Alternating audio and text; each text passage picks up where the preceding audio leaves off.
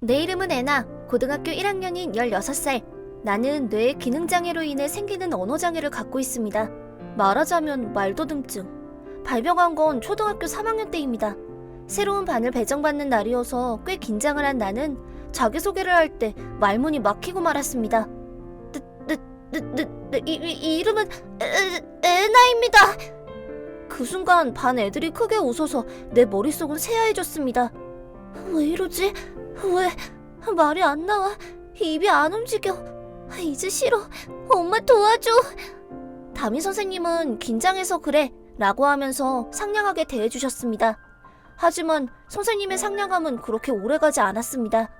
그것은 국어 시간 때에 일어났습니다. 그럼 교과서를 펴주세요.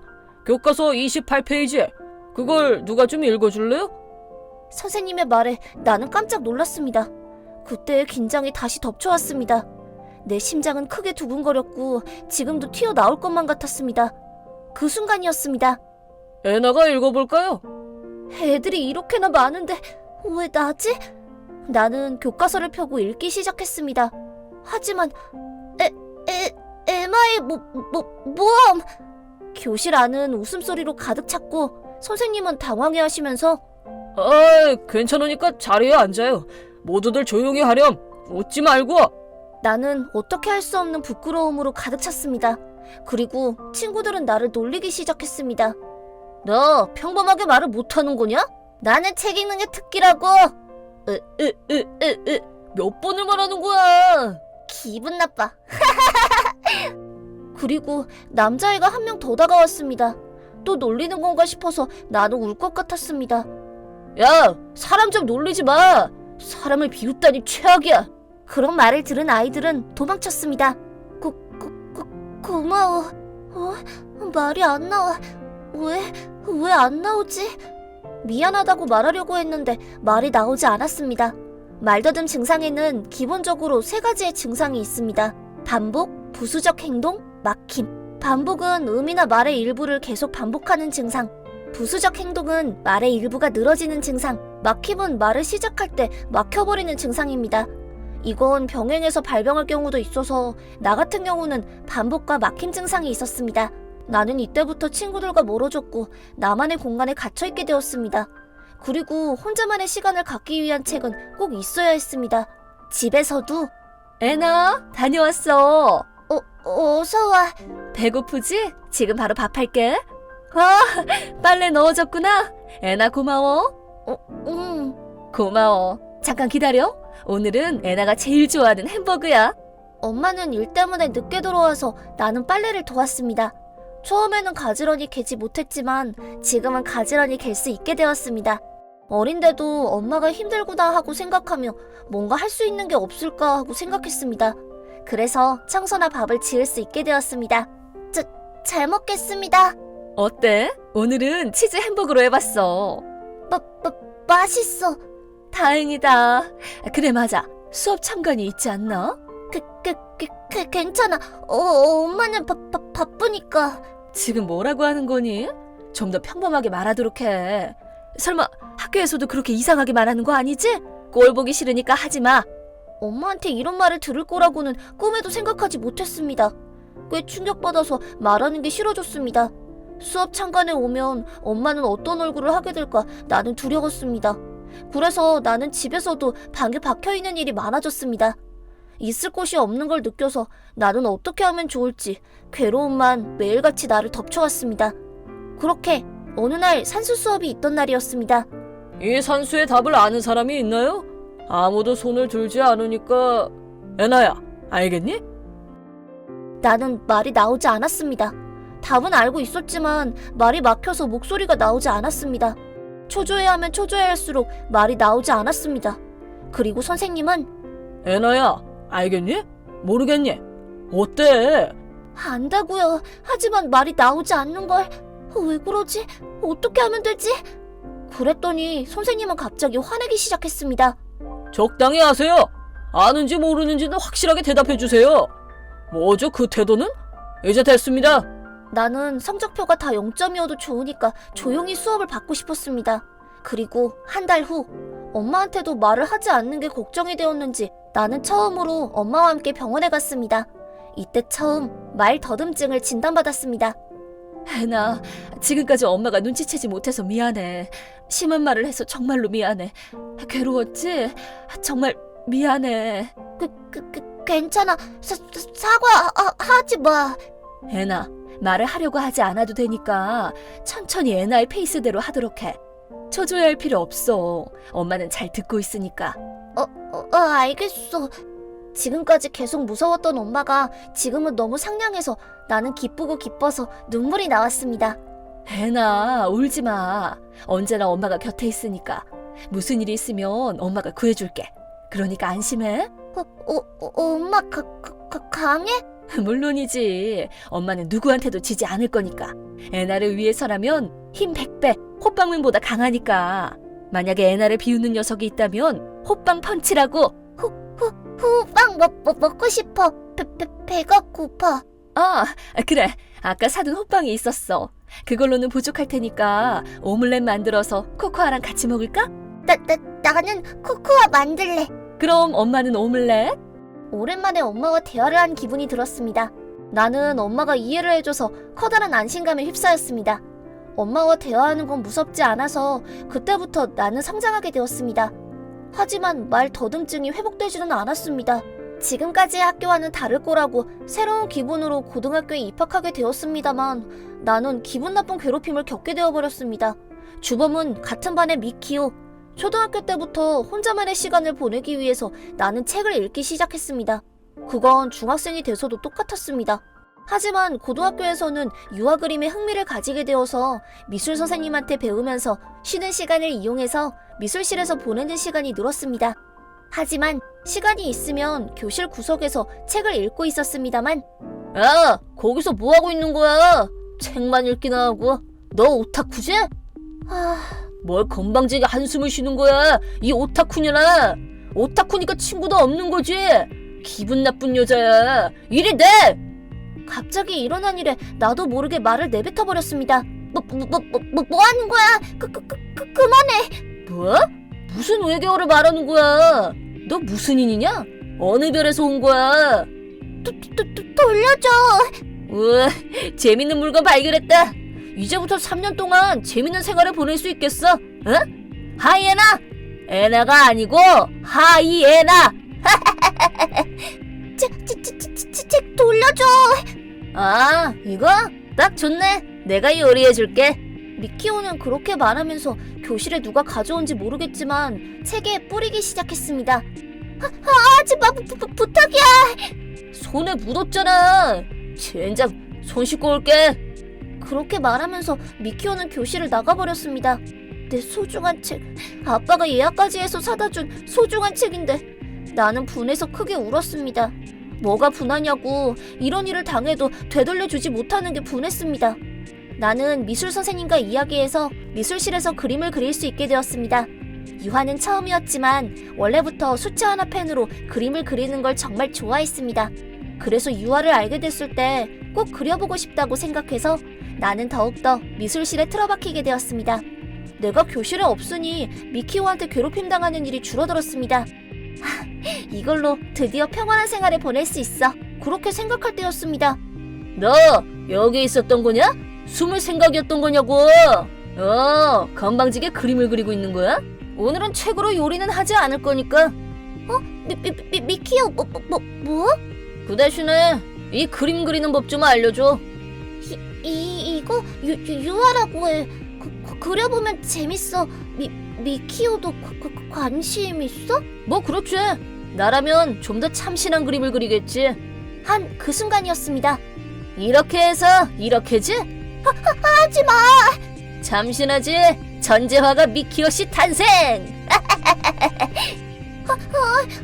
모처럼 한 달이나 걸려서 그린 건데 너무해. 그러니까 말하잖아. 전재화가 탄생이라고. 외계인이 그린 건 의미불명인 작품밖에는 되지 않는다고. 너 정말로 머리가 나쁜 녀석이네.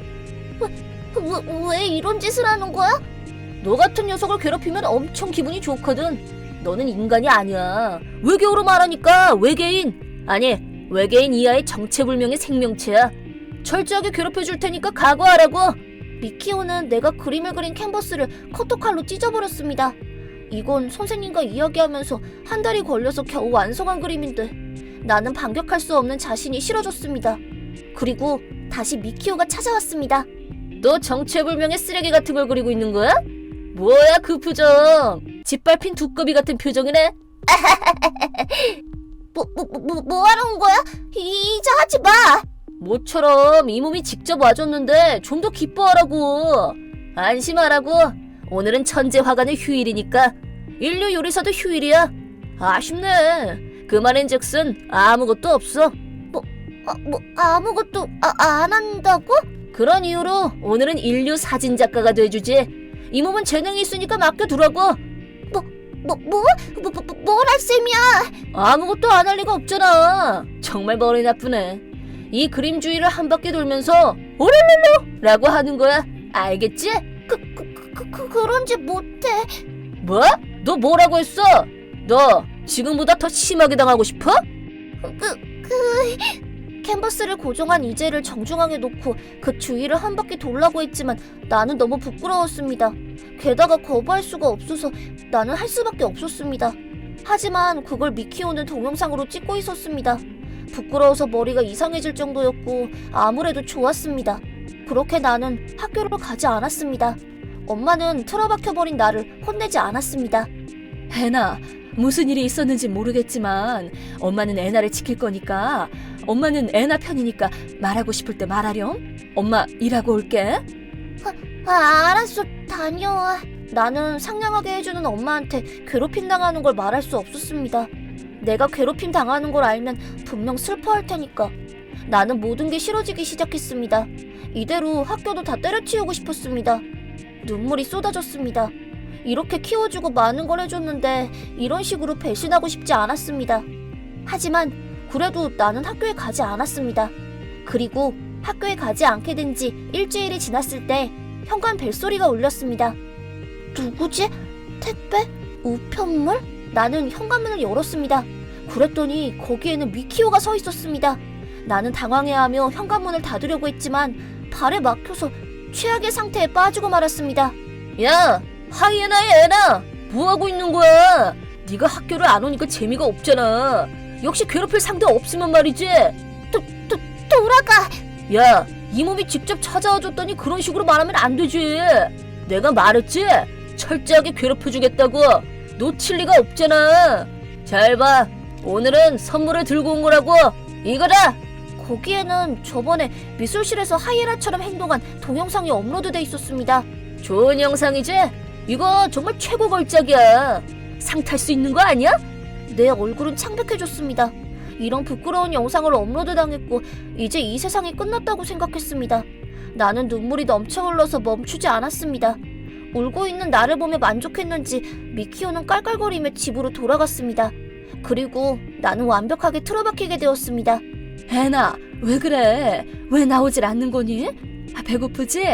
무슨 일이 있었던 거니? 나는 말할 기력조차 잃어버렸습니다.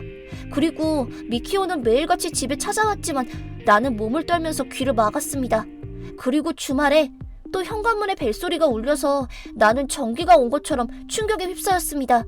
싫어! 이제 나한테 아무도 상관하지 마! 애나, 친구가 왔는데 우락부락하게 생긴 남자인데 만나고 싶다고 하네? 그때였습니다. 내 안에 무언가가 끊어져 버렸습니다. 엄마는 아무것도 몰라. 내가 만나기 싫은데 무리한 요구만 하고 왜 괴롭히는 거야? 엄마는 나를 몰라. 내가 필사적으로 엄마한테 소리를 치고 있을 때 문 너머로 남자 목소리가 들렸습니다. 야, 애나, 거기 있지? 미키오 목소리가 아니야. 게다가 집에 들어왔고. 나는 방문을 열었습니다. 그리고 거기에 서 있는 사람은 애나, 오랜만이야. 타카야. 어떻게? 어떻게든 자시고 동영상을 봤더니 애나가 나와서 깜짝 놀랐어. 무슨 일인가 싶어서 조사해봤어. 조사해? 이런 짓 한 거 미키오라는 자식이지? 괘씸한 녀석이야. 이런 건 범죄야. 나 지금쯤 애나가 우울해하지는 않을까 해서 걱정돼서 와봤어. 고마워. 하지만 왜? 나 말이야. 그때 아무 말 안 했지만 우리 부모님 매일 싸우고 말이지. 내가 있을 곳이 없어서 정말 괴로웠었어. 그래서 애나가 놀림당하고 있는 걸 보고 가만히 보고 있을 수만은 없어서 내가 애나를 지켜야지 하고 생각했어. 타카야. 그래서 애나가 책을 읽으니까 나도 읽어야지 하고 생각했어. 애나랑 책 얘기로 재밌어져서 매일이 즐거웠어. 학교할 때 공원에서 책도 읽었잖아. 그립다. 응. 그거 내 입장에서는 되게 힐링이 됐었다고. 애나 덕분에 어떻게든 지낼 수 있게 됐어. 그때는 결국 이혼해서 어머니랑 옆 동네 빌라로 이사 갔는데 그때 나는 좀 삐뚤어져서 폭주족에 들어가게 됐고 나 학교도 안 가고 일도 안 하고 어머니 고생만 시키고 뭐 하는 거지 하고 생각했어. 그때 또 애나한테 곤란한 일이 생기면 내가 할 수 있는 건 애나를 구해주는 거지 하고 생각해서. 타카야, 고마워. 정말 기뻐. 그래서 선생님한테 상담은 했어? 응. 하지만 증거가 없으니까라고 하면서 도와주질 않았어. 뭐야 그 썩을 선생은. 이 동영상이 무엇보다 중요한 증거인데. 하지만 괜찮아 애나. 이제부터는 내가 지켜줄 테니까 그때의 은혜를 갚을 수 있게 해줘. 이렇게 타카야는 매일같이 찾아왔고 내 마음은 조금씩 치유되기 시작했습니다. 그리고 왠지 미키오는 찾아오지 않게 됐습니다. 타카야가 데리고 온 폭주족 남자들이 집을 지켜주고 있으니까 오지 못한 걸 수도 있습니다. 애나 이제 학교에 갈 수 있어. 무슨 말이야? 미키오 이제는 아무 짓도 하지 않을 거야. 애나한테 무슨 짓을 저지른 순간 어떻게 될지 모를 테니까. 타카야, 고마워. 하지만 조금 더 시간을 줘. 학교 사람들은 누구도 도와주지 않으니까 역시 무서워. 초조해하지 않아도 괜찮아. 내일도 와줄 거야? 물론이지. 애나를 지키겠다고 약속했으니까. 그렇게 말하며 타카야는 내가 방에 틀어박혀 있을 때 많은 일을 해줬습니다. 타카야한테 이제 괜찮아 하고 듣고 나서 며칠 후 나는 드디어 학교에 갈 결심을 했습니다. 하지만 그 전에 한 가지 하고 싶은 일이 있었습니다. 언제나처럼 타카야는 와줬습니다. 들어와! 뭐야? 오늘은 평소와 달리 힘이 들어가 있는데? 타카야가 안에 들어온 순간 폭죽을 터뜨렸습니다. 타카야, 생일 축하해. 내 생일 어떻게? 나 기억력이 좋아. 그래서 기쁜데? 아주머니도 감사합니다. 나 생일 축하받은 게 언제였는지. 애나가 꼭 하고 싶다고 해서 조금 힘을 보태봤어. 언제나 정말 여러 가지로 고마워. 당치도 않아요. 저는 애나한테 은혜를 갚는 것 뿐이에요. 애나가 이 집에 있어서 정말 다행입니다. 이사 갔으면 어떡하지 하고 내심 불안해했었어요. 그랬구나. 그리고 이건 다른 이야기인데 이걸로 애나와 만나는 건 오늘까지로 하려고 해. 타카야의 말에 나는 충격을 받았고 엄마도 놀라서 타카야를 쳐다봤습니다. 아니 왜? 이제부터 애나랑 사이좋게 지냈으면 좋겠는데? 나는 결국 폭주족의 사회에서 속하지 않은 인간입니다. 애나하고는 만날 자격이 없다고 생각해요. 하지만 언젠가 제대로 갱생해서 한 사람의 남자로서 가슴을 펴고 당당하게 애나를 만나러 오고 싶어요. 그리고 애나를 평생 지켜주고 싶다고 생각하고 있습니다. 타카야. 타카야는 멋진 남자구나. 어서 그날이 오기를 기다릴게. 애나, 내가 만나러 오기 전까지 누구한테도 지면 안 돼? 그렇게 나는 타카야와의 약속을 지키기 위해 학교에 갔습니다. 용기를 최대한 짜내서 교실의 문을 여니 모두가 나를 보고는 바로 사과하기 시작했습니다. 지금까지 안 도와줘서 미안해. 마키오 자식 머리가 이상한 것 같아.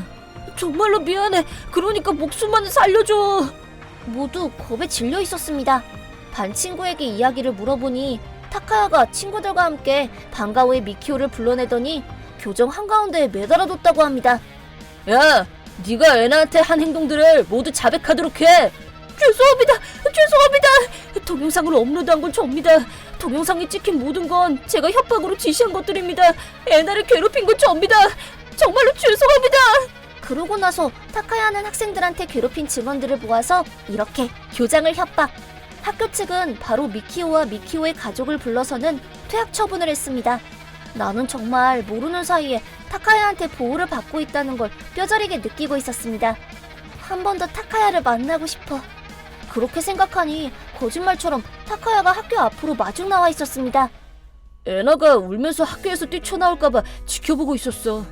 보아하니 괜찮은 것 같네. 만나는 건 정말로 이게 마지막이야. 타카야, 정말 고마워. 그리고 나 말이야, 애나한테 하고 싶은 말이 있어. 뭔데? 어제 말한 거나 다름없다고 생각하는데 나는 애나가 좋아. 애나를 계속 지키고 싶어. 그러니까 사귀자고 말하기 전까지 조금만 기다려줬으면 좋겠어. 타카야, 나도 타카야가 좋아. 그렇지만 길게 못 기다리겠어. 혼자 있는 건 불안해. 괜찮아. 그렇게 오래 걸리지는 않을 거야. 그러니까 기다려줄래? 약속이야. 우리들은 서로의 마음을 확인하고 후에 재회하기로 약속했습니다. 그리고 타카야는 나와의 약속을 지키기 위해서 바로 행동을 취했습니다. 폭주족을 탈퇴하고 1년 늦게 고등학교에 들어가기로 정한 것이었습니다. 열심히 공부해서 무사히 고등학교 합격. 타카야하고는 직접 만나지는 않아도 연락은 주고받고 있어서 전화로 축하해줬습니다. 사실은 대학에 가서 선생님이 되고 싶은데 예전에 폭주족을 한 남자를 채용해줄 학교는 분명 없을 거야. 해보지 않으면 모르는 거야. 응원할게. 그래, 애나도 미술대회 유아부문에서 상을 탔지? 대단해. 나도 질 수 없어. 나는 그때 포기했던 미술의 길을 걷기로 정했고 미술대학에 가기 위해서 열심히 공부 중입니다. 언젠가 서로 만났을 때 서로 꿈을 이뤘으면 좋겠다 하고 자주 말합니다. 게다가 나를 괴롭혔던 미키오에 대해서 부모님에게 말했더니 그거는 범죄라면서 엄청나게 화를 내시더니 미키오가 퇴학당한 후 그 집을 찾아갔고 미키오가 올린 증거를 가지고 재판을 하겠다고 주장했습니다. 결과적으로 미키오는 소년원에 보내졌고 미키오네도 어딘가로 이사가게 되었습니다. 이 일은 타카야에게는 말하지 않았습니다. 타카야는 꿈을 위해서 똑바로 걸어갔으면 좋겠고 나도 이제 미키오에 대한 건 잊고 내 장래를 위해서 힘내겠다고 생각했습니다.